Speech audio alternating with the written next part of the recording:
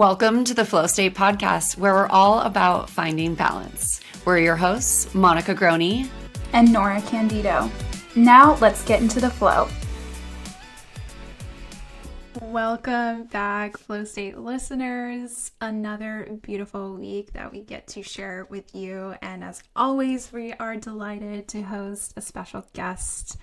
Miss Hanna Finissi is here with us today, who is the creator of Soul Trust Ignite, which is a well-being organization. She is a meditation coach, well-being facilitator, and is on a mission to ignite inner wisdom through introspective personal discovery and interactive community connections so that we can live lives we truly cherish.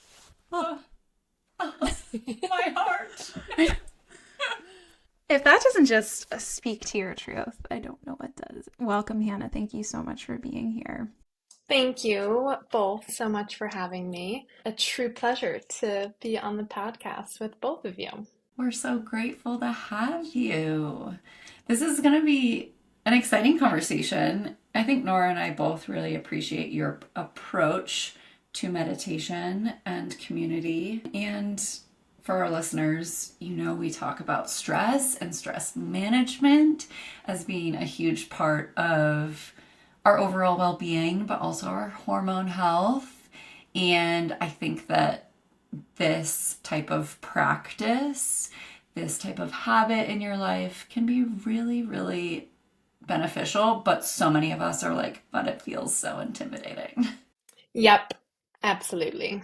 Yeah, maybe you can share with us a little bit on like how you got into meditation, a little bit more about your story and background. Yeah, I would love to. I think it's always supportive to kind of start with, okay, why do I meditate first and foremost? And like that leads into why I'm now a meditation coach and well-being facilitator, because I actually dove into the practice at a time in my life when I really needed it and was feeling really low.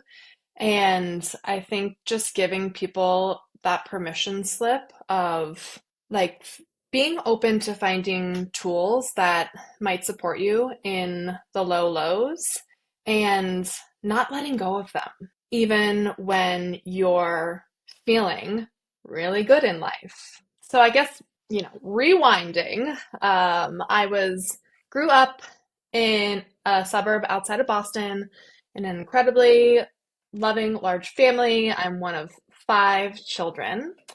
And if you know New England, you know a little bit about just the like frenetic, overachievery energy that can kind of live in the space. So I was very much in that New England prep school world.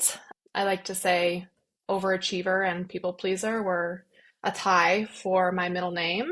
And that was my normal, right? That was just how I grew up. And whether we have done the rewiring or not, we all pick up on these conditioned ways of being from when we're born, how we need to adjust ourselves to receive love, validation, and belonging.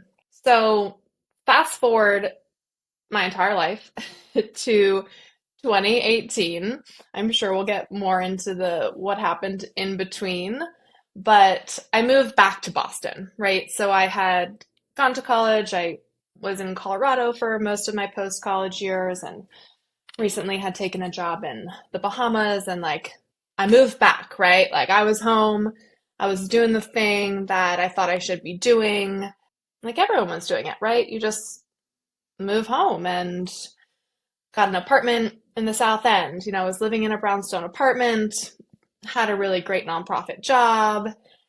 I was running marathons. I was going to Barry's Boot Camp, Orange Theory, you know, sushi dinners with the girls. And there was so much that appeared great, right? And happy on the outside. Like everything was fine. You were doing all the things. I was doing all the things. And yet there was like a deep knowing that I was really unfulfilled and really unhappy.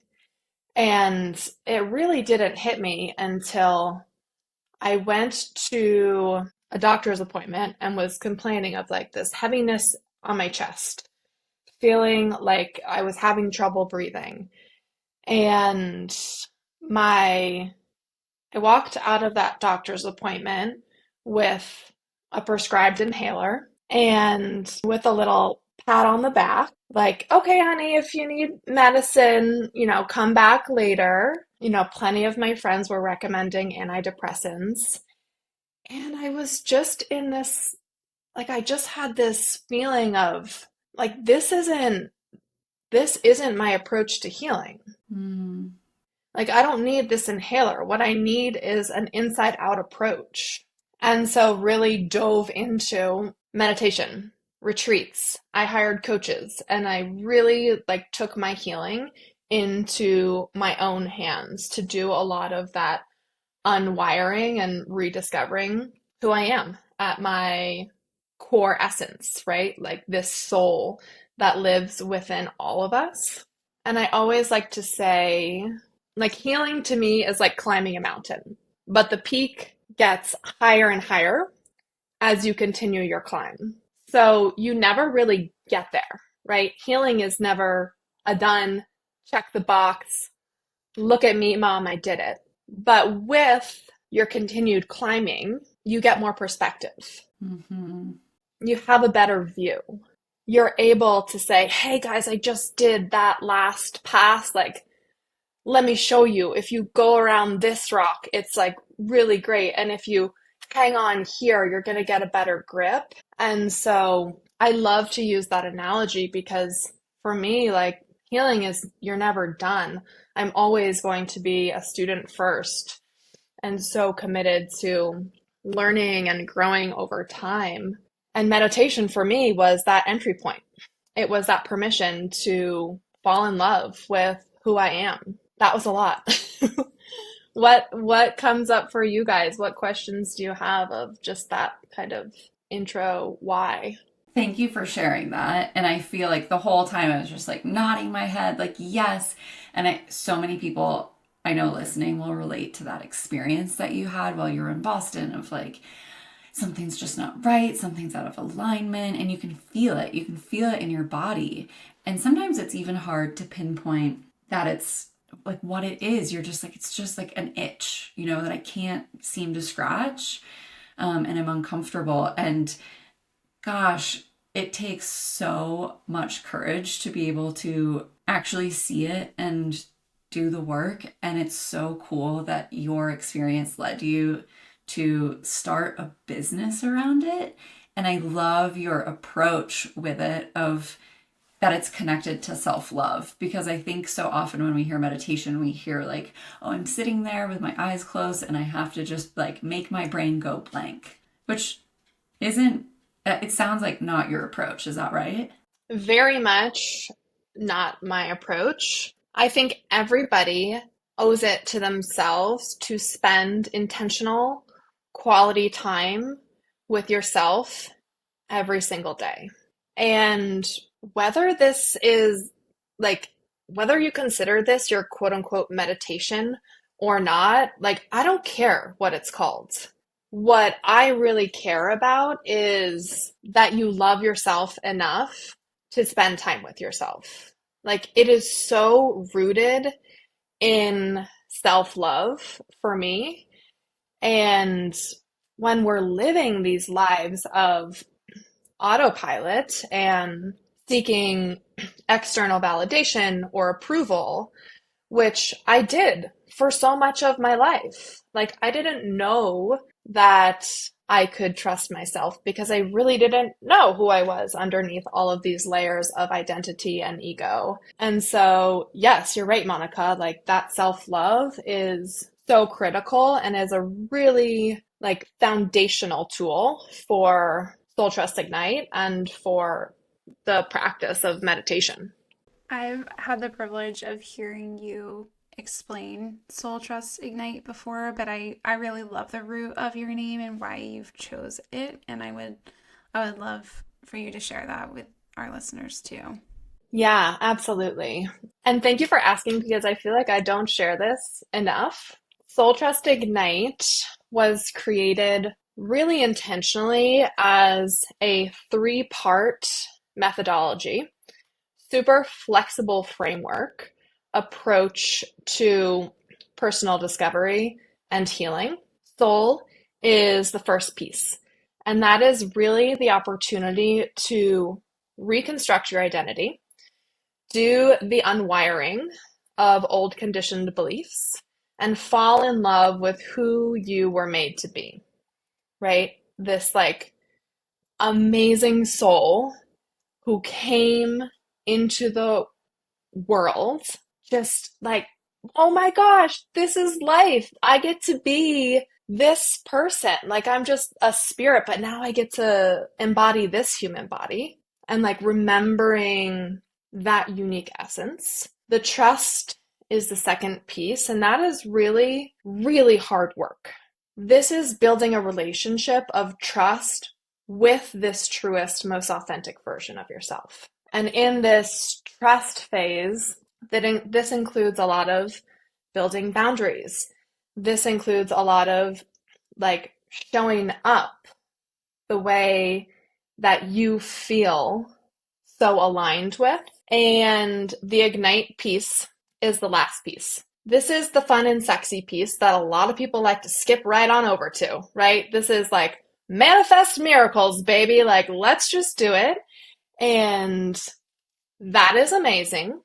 And you can't get there unless you do the work to get there in a way that is in authentic alignment with your soul desires. So in this ignite phase, that's like, this is when we get to take those inspired, aligned actions that are in harmony with your soul and your values. I love that, and I think that's why like I just think you're such a special provider, coach, and guide for a lot of individuals. And I'll speak truthfully that I have found it very challenging to adopt a continual meditation practice, and I know I'm not alone. And I think it is just because of when I do allow my mind to get quiet, I'm going through my to-do lists and I lean on more of like guided meditations because it allows my brain to be active so that I'm distracted in a sense. And I mean, I've talked to you about all of these things before, but I think just sharing like what people perceive as what meditation should look like versus what it actually can look like, and if you can illuminate that for people. Yes, for sure. A quote that I really love by Rumi is, "Are you making regular visits to yourself?" And that to me is kind of the essence of meditation, is this openness to get curious about who you are. So for those that have tried meditations time and time again and have deemed themselves a meditation failure, you are not a failure. You just haven't found a practice that really suits your lifestyle, that suits your personality, that is really supportive in creating a life that feels in authentic alignment. A lot of like meditation is this ancient practice. There are so many different forms of meditation, and you owe it to yourself in this modern day society to appreciate meditation for what it is and personalize the practice. Mm-hmm. Find something that works for you. Maybe it's not a 20 minutes twice a day seated meditation on your meditation pillow by your altar with your incense facing east at sunrise. Maybe it's not that. Sounds a little strict. And I think like that rigidity and that strictness is the piece that holds people back, right? It's like, oh no, I don't meditate. I can't, I don't have the time. I can't shut down my busy mind. I don't do it right. I can't sit still. And so I think Like there are so many different approaches. What are some of the approaches that you've seen with people you've worked with that are like, oh, this is like it, like that are different, I guess? Yeah, I'll walk you through kind of my 5-part meditation framework Yeah. that I've put together. And step one is, how much time do I have? And that sounds like a really masculine and structural question, but that's the number one question, or the number one, like, that's the number one pushback that I get is, that's cute, Hannah. And I'm a really busy person and I don't have time for that. And so my question is, well, how much time do you have? Do you have 3 intentional breaths? Because if you have 3 intentional breaths, that is a meditation practice. So find out how much time you have. Well, and that in itself makes it so much more accessible. Like what you just said, like super accessible. 3 breaths, that's it. And like being aware of the energy that you're going in with those 3 breaths, right? It's not, okay, I should do this. I'm told this is going to work for me. I need to have a meditation practice. It's, okay, I have 3 breaths. I am going to take the 3 most intentional breaths that I can. And that's going to be the most intentional time that I get to spend with myself today. And I'm celebrating myself for that. So it's the energy of like desire rather than should. The second part of the framework, the second question is, how is my body feeling? So tuning into your body, do I need to sit down? Do I need to lay down? Or do I need to move? Maybe I need to walk. And any 3 of those things, you can have a great meditation practice while doing. So if you need to be moving, there's nothing wrong with that. The third piece is connect with your why. This is really important. And this goes along with like the energy of going into your practice. Connect with your why. And this can be like connecting with your top core values or activating gratitude for what you're feeling grateful for in this moment. And that practice alone amplifies the effects of your meditation, right? I am going into this meditation like rooted in love today, like rooted in love for myself, for my family, for my partner, and for this world. Then begin your practice. Step number 4 is tuning into your emotional state and where you are feeling activated. So actually, there are 2 main different camps of meditation. There are thousands out there, but the 2 main camps are really like this extroceptive practice or introspective practice. So if you are feeling like noticing, where am I feeling activated? Where I always say like, where is the heat right now? So if the heat is really in my monkey mind and I'm feeling like I can't get out of my own thoughts, I'm like ruminating in the past, I'm feeling super anxious about the future, and all of my heat is right here, right? Loaded in my prefrontal cortex, loaded in this monkey mind. It's going to be really supportive for me to do an extroceptive practice. So we're taking the heat and we're moving some of the heat outside. So we're creating more of a balance in our nervous system. So different extroceptive practices are really those like mindfulness-based practice. These are our concentration-based practices. These are our nature walks, our noticings, our body scans. Because when we're feeling really activated internally, we need to ground ourselves in our physical environment, right? Cultivate this sense of peace, of stableness, and concentrating on things that are in our physical 3D plane will be really supportive for bringing us out of our monkey minds and anchoring us in our environments.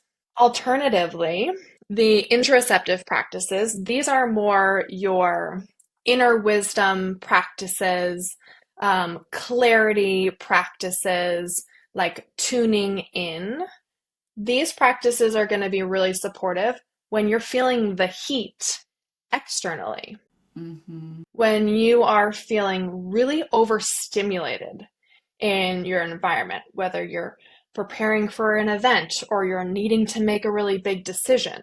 So the heat is externally, so you're going to invite your consciousness within, tune into your inner wisdom that is always alive within you if you take the time to notice it, and allow the clarity to come from within. What is this experience here to teach me? Where is my inner wisdom guiding me right now? And to be quite frank, like a lot of meditations will involve some semblance of both, right? Extroceptive and introspective. But it's really great for you to have this awareness so that you know what is going to support you. And the last step, step number 5, is what am I taking away? This is a step that we can easily skip, right? What am I implementing from this practice into my everyday life? We don't meditate to become expert meditators. Like, that's just not the goal. We meditate to bring more peace and fulfillment into our daily lives. So what are the threads of our practice that we can glean and use in our daily lives? That was a lot. That was the 5 steps. Where are we? That was amazing. And like, I connect so much with, I think it was for me really reaffirming the episode that Nora and I just recorded, even with me talking about some of the things going on in my life and like my process for figuring it out. It's taken a lot of these like introspection and insight and calming of myself, but I hadn't labeled it as a meditation. So I think even people hearing that, it's like, where in my life am I already doing this? And I'm just not even giving myself the credit for it. Yeah, I love that so much. You're already doing it. Yeah. I think it's so, like, I had never heard it explained that way. And I think that's such a unique and beautiful approach. And as you were saying in the beginning, too, is like, it's just the overall intention. And I really believe in the way that we talk to ourselves and how, like, what is the intention behind our actions? Because you can do something, like you said, like, I should do these 3 breaths. But if that's the intention, then the outcome is going to be very different. Instead, tuning into, like, what do I truly need? And how can I support myself through this process too? What is the point of doing this? What's my why? What's the intention behind doing these 3 breaths? I'm not obligated to do any of this work. I think it's, again, like, this is why I really wanted to have you on and to share this with people, just because it doesn't have to look a certain way, and it can shapeshift too. I think that's a really, really important piece of it too. Like, your practice will likely evolve and change over time. Totally and completely. Like, it's like in 3rd grade when you get reminders every single day to do your homework. Like, don't forget to do your homework. You should do your homework. You should do your homework before dinner. Don't forget, like, to study before you go to bed. And you're just like, I don't want to. You know, it's like you don't have that innate desire. And then you get to 6th grade and there's a project that you're like actually really excited about. And you stay up late and you're like so excited to present this in the morning because your energy is so different. Like, you're going in so excited and curious to see what could be possible.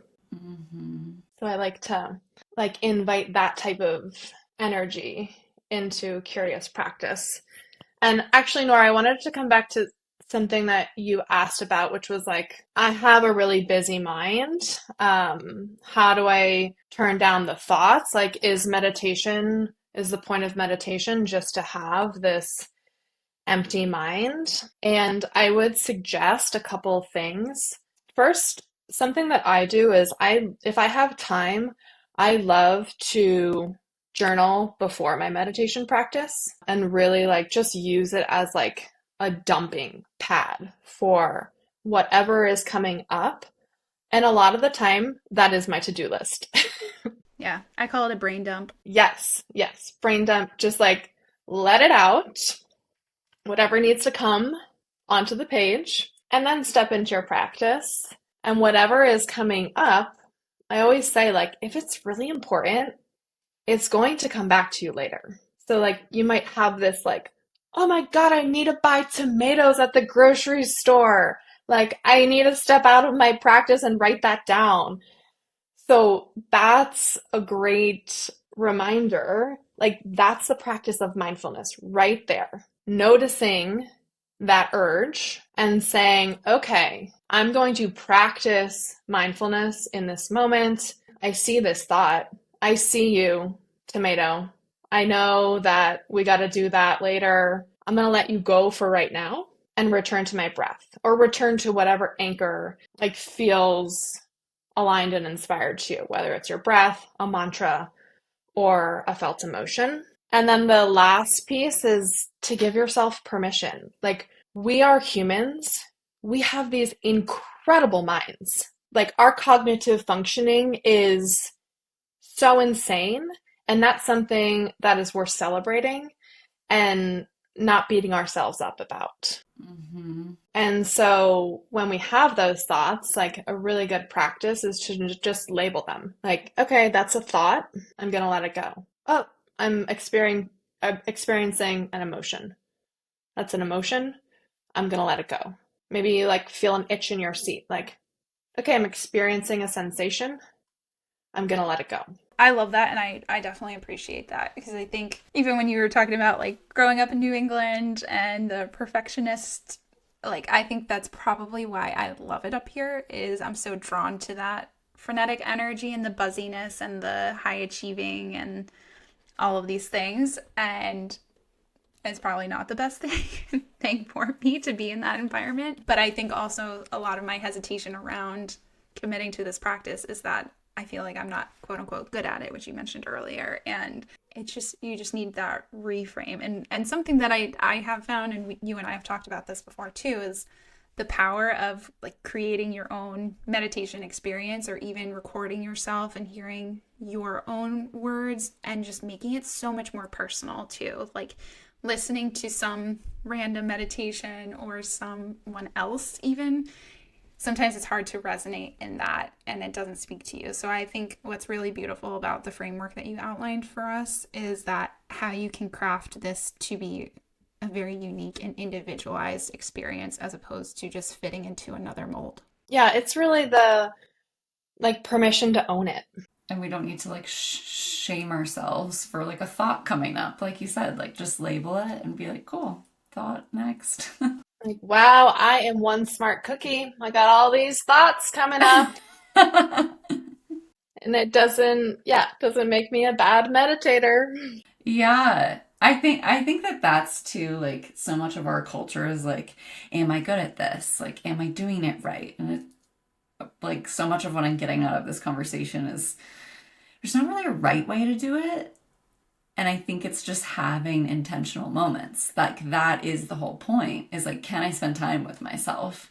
And so much of our culture today is distraction and making sure we're not bored and entertaining ourselves and scrolling and all these things. But it's like, what happens when we actually do get quiet and spend a moment with ourselves, and how good does that feel? Like, it's so interesting, just the outsourcing that is so normal to us of like, okay, I want to meditate. Like, how do I do it? What's the expert saying? Yeah. Tell me the way. Like, I am here. I am a meditation coach. I've been trained, and I'm telling you, there is no right way to do it. The right way to do it is the way that works for you. I'm curious what that looks like for you, Hannah. What does your practice look like? Yeah, such a good question. And I mean, I say all of this because like all of these thoughts have gone through my head too. Of like, I was trained in a really specific form of meditation through my Chopra coaching and meditation coaching certification programs. And I learned the primordial sound meditation technique, which is a beautiful practice.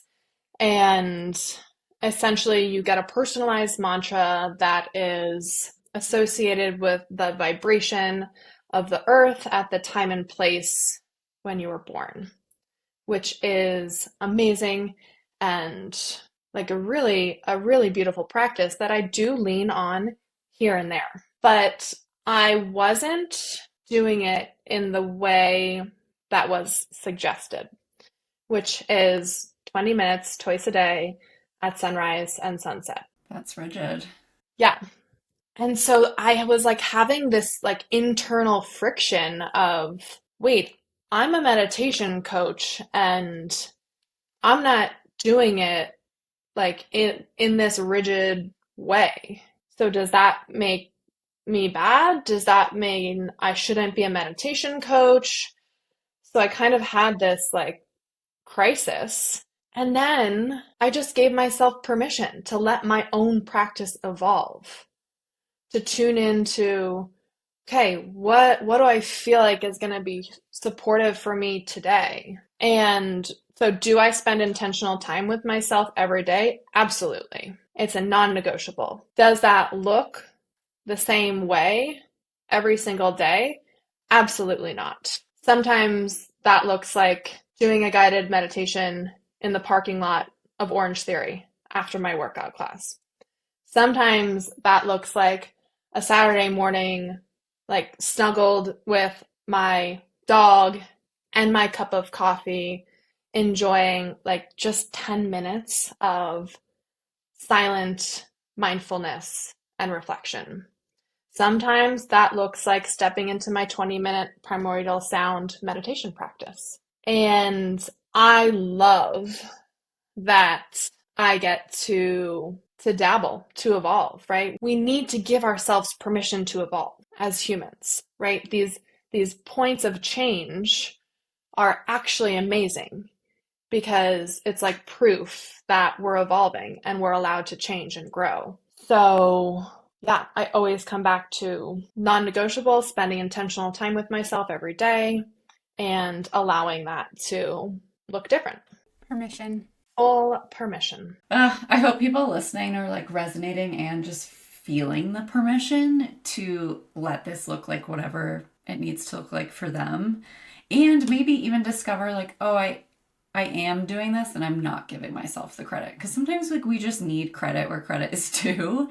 And we're like, oh, I really wish that I could meditate. But in our minds, that looks like getting on a cushion somewhere, facing the sun. Like having it be this ceremony when, like you said, Hannah, maybe it is 3 breaths in the car before you go into your workout class. You're just tapping in and being like, how am I right now? Like, how am I feeling in my body? Great. I just had an intentional pause with myself and like count it. And then maybe if we're giving ourselves more permission, that's also just alleviating some of the stress we're experiencing in our bodies because we're shitting ourselves and shaming ourselves for not meditating. Lo and behold, a lot of us are. Yeah, I love that. It's so true. And I totally hear what you're saying because sometimes, as I said, like it doesn't need to be called meditation. Whatever you want to call it. It's okay with me. Me time. Yeah. And I actually contemplated in my, like, what I should call my group meditation program, which is now called the Meditation Lab, I like that. where we really just dive into experimentation. We try a different form of meditation every week. We learn a lot of the science behind meditation, and we create this amazing group of holding each other accountable with grace and love and support, knowing that every single one of our practices looks different and should, because we're all unique individuals. I would love for you to share, when is the next cohort? Is that happening? What else you have going on right now? If people are like, okay, I'm in, I really want to meet and work with Hannah, where can people go? Yeah, absolutely. We are in the middle of a round right now, so I haven't decided on the official next launch of the Meditation Lab, but Probably in April is what I'm thinking. So stay tuned for that. I also host a free 30-minute meditation every Monday. Oh my God, people, get in there. It's fabulous. Yeah, open and available for everyone to hop into. It's a great just playground and practice, set yourself up for an intentional week. Please give us the link so we can put that in the show notes. Oh, yeah, I will. Absolutely.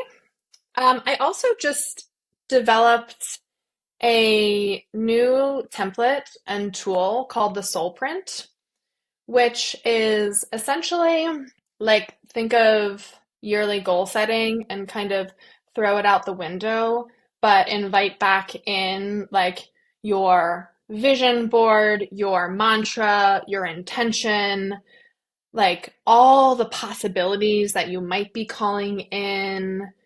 You get to pick a theme song, and it's like my favorite thing because it's this tangible representation that you can literally put on the office of your wall that is like your unique soul print. Mm, And it becomes this tool for you to use to come back to again and again and again when you're making everyday decisions, when you're thinking about job opportunities, when you're thinking about goal setting. It's like, oh, is it in alignment? yeah, it's like reconnecting with that source energy that is you. It sounds amazing. Yeah, so that is, I do a 90-minute just one-on-one intensive, which I just started, and it's kind of fun because usually I only work with one-on-ones in my like 3-month long personal discovery coaching program. So if you're like, man, I'd love to get some one-on-one time, but the 3-month coaching is not exactly where I'm at right now, a soul print session is a great way to just dip your toe in and to walk away with like a really tangible tool that you can use to implement. Thank you for sharing that with us. Yeah. Okay, one of our favorite parts that we wrap up all of our guest sessions with is to do a little lightning round of questions. So I'm going to kick it off if that's okay. Bring it on. Alrighty, what is your favorite meal to cook or consume? Okay, I make something called specialty pasta, and it's essentially like kitchen sink pasta that always looks a little bit different every single time I make it, depending on like what's in the pantry, what we had for leftovers last week. But the base is like some type of pasta. I love using Banza pasta, so it's usually that. And then, like, I literally will throw in anything. It's usually like half veggies, half pasta, maybe with like a venison meat sauce on top of there. Definitely some cheese. And yeah, it's just a really fun, like, creative thing that I love to cook. Fun. I love that you call it specialty pasta. It's kind of like mystery pasta. Yeah, or kitchen sink. That's great. I know, my husband's always like, "What's in the specialty pasta tonight, Hannah?" Oh, amazing. Okay, do you prefer your AM or PM routine? I would say PM. My AM routine looks a little different depending on what I'm doing for my workout. PM routine, I have one of those, like, I forget what it's called, but it's like 5-year long journals where you just like write a little blurb about your day. And I love that practice as I like right before I go to bed. And I love getting into bed like more than anything in the whole world. So I love like spending time reading in bed. I leave my phone in the kitchen, and it's just like my time to get cozy and unwind. Do you have a favorite menstrual product? You know, I feel like I've been really lucky in that I don't get like super intense menstrual symptoms. And so I would say more than anything is it's not a product, but just like overall movement Hmm. and being really in tune with my body and where and how I'm feeling the desire to move. No matter where I am in my cycle, I know it will be supportive for me. Okay, last question. What is one book that has had significant impact on you? So freaking many. I Right? am like huge book nerd, and anything involving spiritual personal development, I love. One book that has really made a great impact on my life is Frequency by Penny Pierce.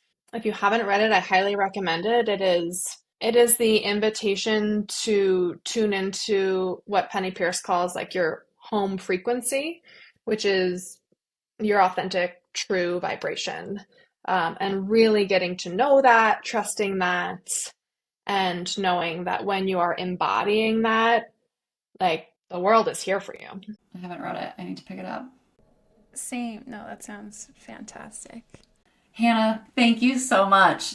I like have so enjoyed this, and I think our listeners are really going to love it too. You're so welcome. Yes, I have a feeling everyone is just going to walk away feeling calmer after this conversation. And I think that just speaks to your energy and the presence and the effect that you have on people. And I just think you're so special. So thank you for sharing your time and your truth and all of your wisdom with us. I think a lot of people are concerned and like don't want to share information and keep things kind of close to their chest, and I feel the opposite from you. Is just like, no, here are the tools, and that is so amazing. So I thank you for that. We're just really really grateful to know you. So thank you. You're welcome. Thank you both for having me. And I seriously love supporting people with finding a meditation practice or like diving into personal development or discovery. So if you're listening to this and you have specific questions or curiosities or something came up for you, the best way to reach out to me is just to DM me at Soul Trust Ignite on Instagram. And I'm so open and excited to connect with you all. Thank you so much for your time today, Hannah. We so appreciate it. You're so welcome. Big love to both of you. Thanks for having me.